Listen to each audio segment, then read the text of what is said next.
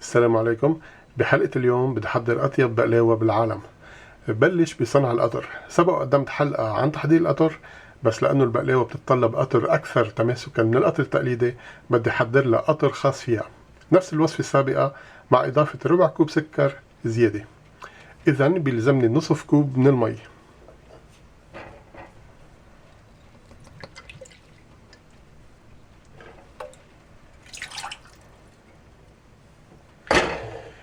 كوب وربع من السكر،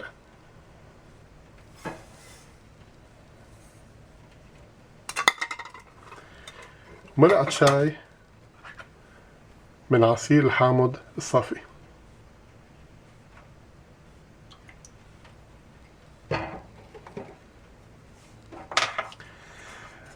بشغل النار على حرارة متوسطة وببلش بالتحريك حتى يصير المزيج شفاف ويبدأ بالغليان. ساعتها بخفف النار لنسبة منخفضة بتحافظ لي على أدنى درجة من الغليان. بمجرد بدء الغليان فيني اتوقف عن التحريك، بس بضل عم راقب القطر باستمرار حتى ما يفور فجأة ويعمل لي مشكلة. بتركه يغلي حوالي 5 دقايق، بعدها بضيف ملعقة شاي من ماء الزهر أو الورد، وبتركه يغلي حوالي 5 دقايق إضافية، بعدين طفي النار. بعد ما يبرد القطر بسكبه إما بقنينة زجاجية أو إناء زجاجي وبتركه جانبا حتى استخدمه عند إخراج البقلاوة من الفرن. مثل ما شايفين أعزائي المشاهدين، سكبت القطر بإناء بعد ما برد. هيدا الملمس اللي بيلزمني للبقلاوة، قطر لزج ومتماسك بحرارة الغرفة. بحطه جانبا وبكفي صنع البقلاوة. بعد ما جهزت القطر بجهز المكسرات. فيكم تستخدموا أي نوع مكسرات، كاجو، صنوبر، فستق حلبي، بندق، لوز، بس شخصيا بنصحكم تتفادوا الجوز والفستق السوداني لأنهم برأيي ما بينسجموا. ممكن تعملوا خلطات تحطوا ربع الكمية جوز أو فستق وثلاث أرباع كاجو أو مكسرات أخرى وتحصلوا على مذاق مقبول. ملاحظة هامة بخصوص المكسرات، كل ما حمصتوها أكيد بدون ما تحرقوها كل ما ارتفع مذاقها. ملاحظة أهم، كل ما طحنتوها ناعم جدا كل ما قوي مذاقها، وكل ما خشنتوها كل ما خف. إذا عندي هون كاجو محمص على الناشف ومطحون ناعم جدا، بضيف له شوية سكر،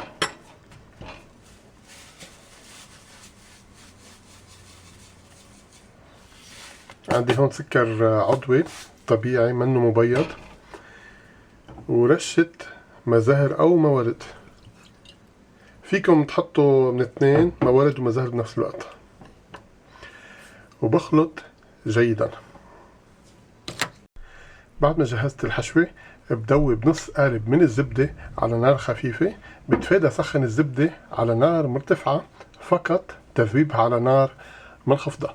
وهين بخصوص الزبدة تأكدوا انها خالي من شحوم الترانسفات اللي بتسد الشرايين وبتسبب جلطات.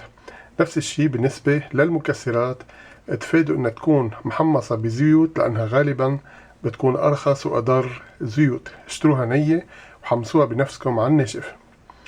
بالنسبة لكمية الزبدة طبعا رح حاول استخدم اقل كمية ممكنة منها، وخلال ذوبان الزبدة بستغل الوقت وبدهن الصواني اللي بدي اخبز فيها بطبقة خفيفة من الزبدة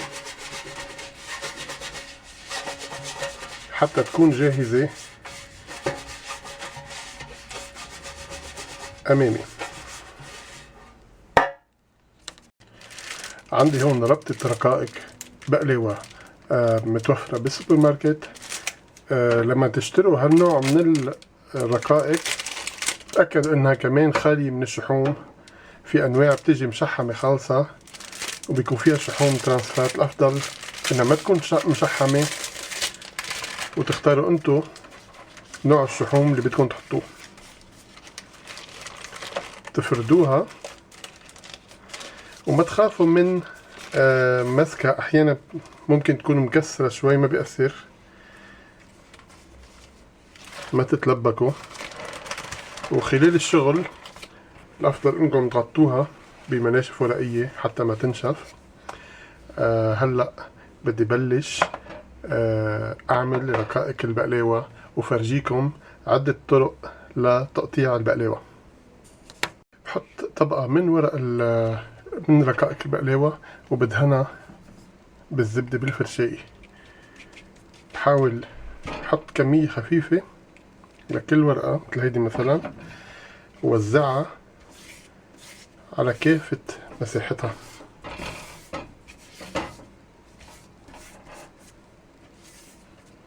حاول قد ما بقدر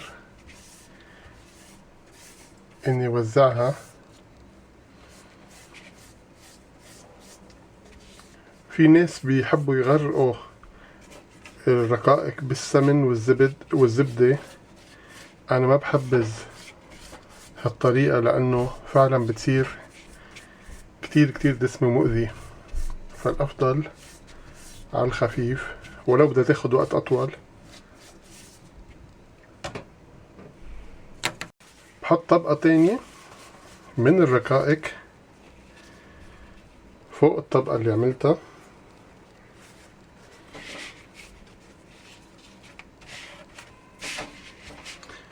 ما بيأثر حتى لو تجعدت بهالشكل، ما بيأثر، بالنهاية حتتقطع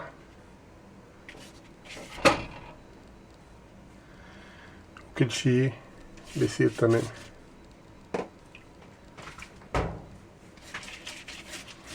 حاولوا تدهنوها، رددوها على كافة المساحة.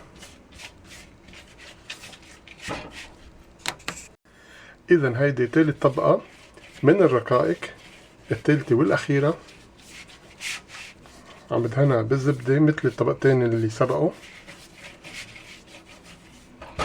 وهلأ صار وقت تقطيع. وهلأ بدي أعمل الطريقة اللي أنا بتبعها دايما واللي بنصحكم فيها كمبتدئين. بتعملوا نفس الطريقة مثل اللي سبقت. 3 أوراق، بتدهنوا كل ورقة بالزبدة، بتصفوا 3 ورقات، بتحطوا الحشوة بهالشكل. هيدي أسهل طريقة وأسرع طريقة. بتحطوا الحشوة من الأسفل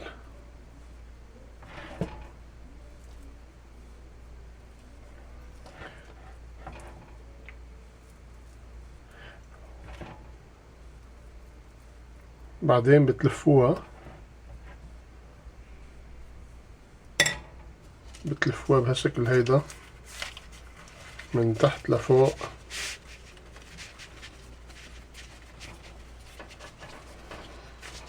وبتقطعوها بالسكين. لا تقطعوها بشكل قطعة تطلع قد بعضها. بتجيبوا خشبة مثل هيدي وبتقصوها بالمقص. تعملوا قياس، مثلا بدي اعمل هالقياس هيدا، تعملوا القياس اللي بدكن اياه، بتصيروا تقيسوا عليه. هيدا هيك قطعة حلوة بتطلع. اذا بستخدم سكين، بشيل الطرف هيدا ما بزته، بعدين فيني احطه بالحشوة. هلا لما تنشف العجينة فرفتها بحطها بالحشوة، برجع ما بتروح ديعان. بصير قيس بهالشكل هيدا وبمشي. هيدي الطريقة اللي دايما بتباعها أسرع وأرتب شي.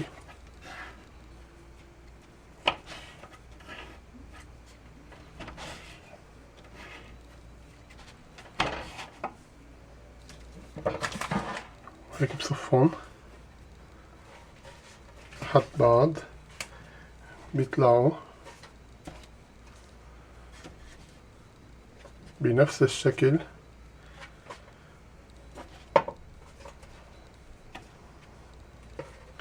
بهالشكل هيدا وكفي للآخر.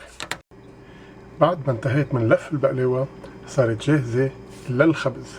قبل ما أخبزها بدهنها بطبقة خفيفة جدا من الزبدة. مثل ما شايفين استخدمت أقل من نص قالب زبدة، تقريبا ربع قالب تقريبا، لربطة كاملة. هالبقلاوة إذن مش بس أطيب بقلاوة بالعالم، أصح بقلاوة بالعالم مقارنة مع البقلاوة التجارية.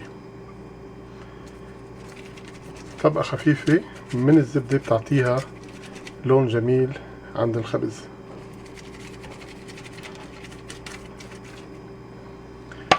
بحطها بالفرن على نار متوسطة وبراقبها دايما لأنه البقلاوة بتستوي بسرعة. بقلبها، بحاول بفتح الفرن بقلبها لشوفها إذا تحمرت، وبضل راقبها لحتى تصير شقرة مثل اللي بتشتروها خالصة. مثل ما شايفين أعزائي المشاهدين، البقلاوة انخبزت، اللون مذهل. هلا بدي احط لها القطر مباشرة، المفروض ينحط قطر هي وسخنة. بحط القطر شوي شوي بكمية خفيفة حتى ما تطلع حلوة. وعلى فكرة البقلاوة أول ما تظهر من الفرن بتكون طرية، ما ترتعبوا إذا لقيتوها طرية عم تعلك. اتركوها تبرد وشوفوا كيف حتصير تقرمش.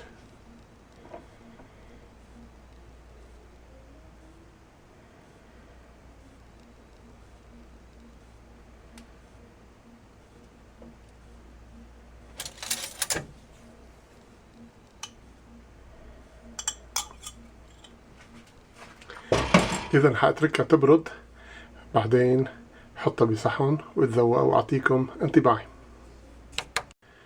البقلاوة بلشت تبرد، بدي رش عليها الفستق الحلبي اللذيذ.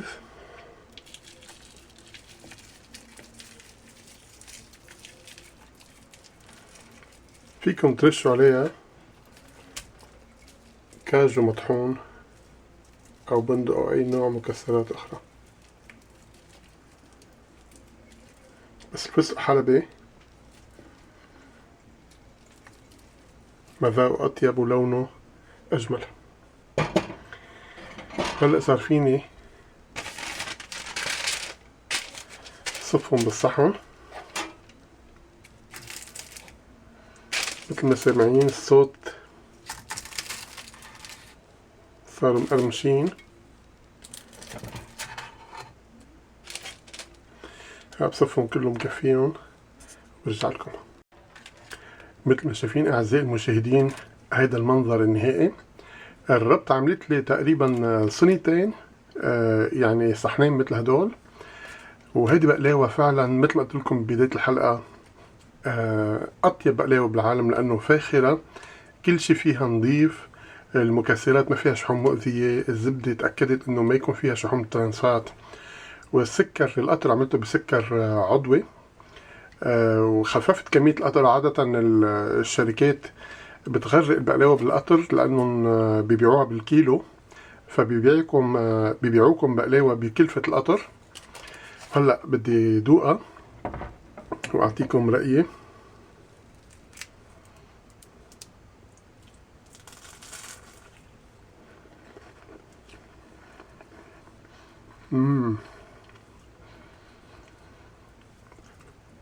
أنا في عالم آخر، فعلا لذيذة جدا جدا، ما قادر أوصف. يا ريت بقدر تعمل كل مشاهد قطعة، فعلا كتير كتير طيبة. بتمنى تجربوا تعملوها. إذا حابين تشاهدوا المزيد اضغطوا على الرابط في الأسفل أو فتشوا في اليوتيوب تحت إيهاب بلانيت كلمة واحدة، وما تنسوا الاشتراك. إلى اللقاء.